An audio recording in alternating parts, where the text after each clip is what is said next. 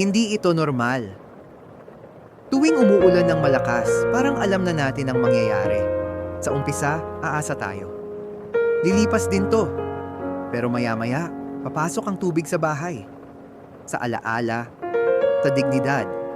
At sasabihin na naman nila, natural disaster. Walang magagawa. Pero hindi ito totoo. Bilyon-bilyong piso ang ginastos sa flood control, pero taon-taon pareho pa rin ang binabaha. Parehong mahihirap ang nalulunod. Parehong pangako ang inuulit.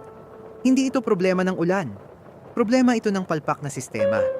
Ng proyektong pang-picture lang. Ng kawalan ng pananagutan. Tinira natin ang kalikasan, tapos nagtataka tayo kung bakit bumabawi ang tubig. Pagkatapos ng baha, may paliwanag, may presscon. Pero walang nananagot. At habang tinatanggap natin ito bilang normal, mas lalong lumulubog ang bansa. Kaya ito ang tanong, hanggang kailan tayo tatahimik? Kung sawang-sawa ka na, magsalita ka, magtanong ka, maningil ka. Dahil hanggat tahimik tayo, hindi ulan ang lulunod sa atin, kundi ang kapabayaan.